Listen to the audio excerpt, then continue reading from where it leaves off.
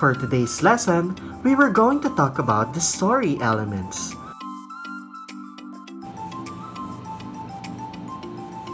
Our objective is identify and discuss the basic components of a story. As continuation, let's begin with the definition of story elements.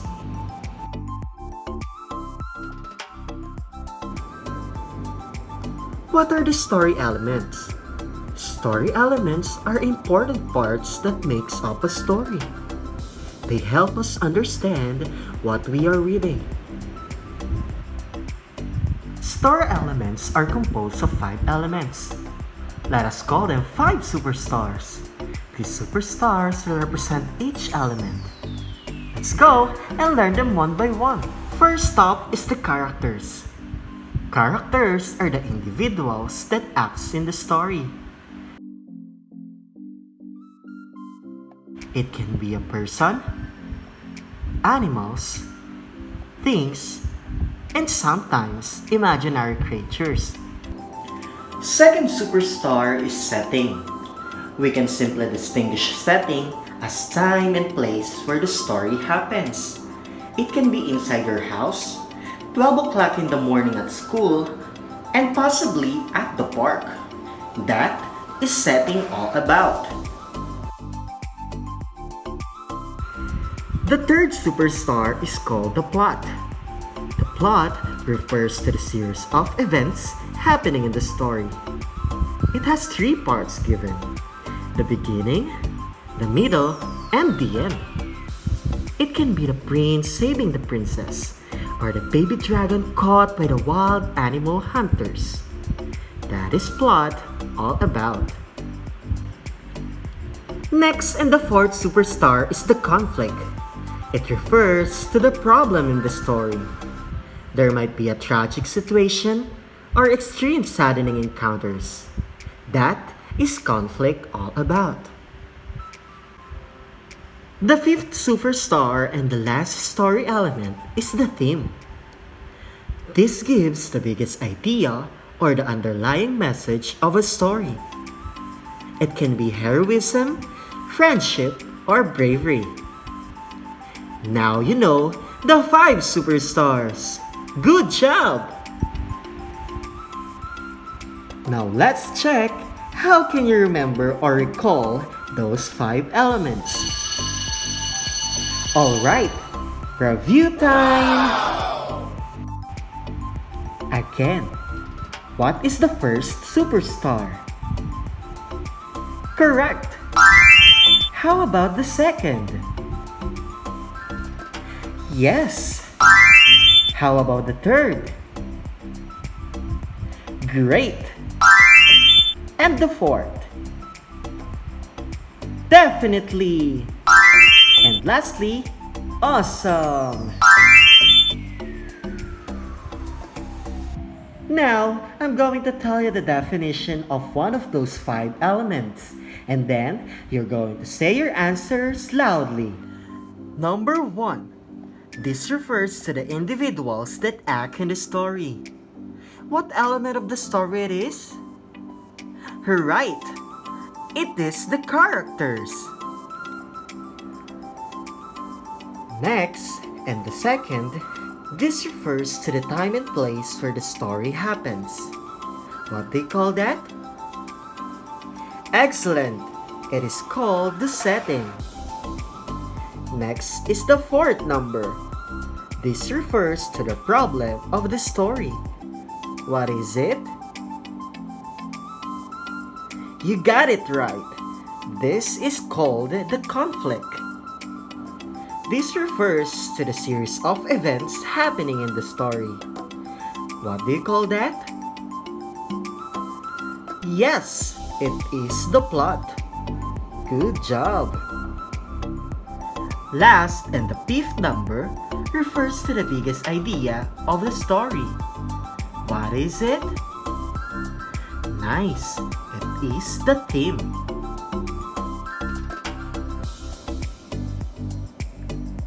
I'm glad that you listened well during the discussion. You're truly the best. Amazing! Because you already know the 5 superstars or the story elements, I have prepared a story entitled The Lion and the Mouse. Before we watch the video, these are the things you need to remember while watching. Put in mind, listen, and enjoy.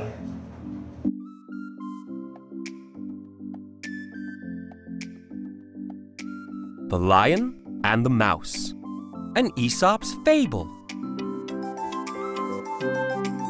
One day, a mighty lion, tired from hunting all morning, lay down to take a nap under a large, shady tree. Some mice that lived at the foot of the tree scrambled over the sleeping lion to return to their home. But just as the last mouse was crawling over him, the lion woke up. The lion laid his big paw on the little mouse, trapping him. The mouse was very afraid. He apologized to the lion for disturbing him and begged him to spare his life and let him go. The lion pitied the little mouse, so he lifted his paw and set the mouse free. Sometime later, the lion was walking near the mouse's home. The lion accidentally stepped on a trap set by a hunter, and a net made of thick ropes captured the lion and pulled him up into a tree. The lion struggled to free himself, but could not. His angry roars rumbled through the forest as he became upset and afraid. The mouse heard the lion's cries. Remembering the lion's kindness, the mouse ran to the tree and climbed up to the trap. He used his sharp little mouse teeth to gnaw through the thick ropes and set the lion free. The lion and the mouse were friends forever after. Both of them had learned that it is good to help someone who has helped you. We should not forget the moral of the story. Good deeds are rewarded. I know that you listened well to the story. Because of that, I prepared some questions regarding to the story Lion and the Mouse. Let's begin. Number 1. Who are the characters from the story? Great! The Lion and the Mouse. Second question. Where did the story happen? Awesome! At the forest. Third question. What is the major conflict of the story? Yes, the lion was hanged or catched by the trap. Fourth question. How does the mouse help the lion? Right, he chews through the rope to free the lion. Last question. What is the lesson or theme of the story? Excellent! Help others so they can help you too one day. And also, good deeds are rewarded. Amazing! Wow! Good job! I hope you learned a lot today. Before we end our discussion, I prepared a game. And this game is called the Shout Out Game. All you need to do is to yell. Say hooray if it refers to a character. Come on if it is setting. And aye captain if it refers to a conflict. Then say yes yes yes if it is plot. And let's go if it refers to a team. Alright, so here are the following you need to identify. Number 1. At the forest. Can you identify? Shout it out! Alright, very good. Let's proceed to the second one. The lion was catched by the trap. Can you identify? Shout it out! Very good. Next, let's proceed to the third one. At last, the mouse freed the lion. Can you identify? Alright, You did a great job. Let's go on with the fourth one. The lion and the mouse. Can you identify? Awesome! Next, the last and the fifth one. Help others so they can help you too one day. Can you identify? You're great!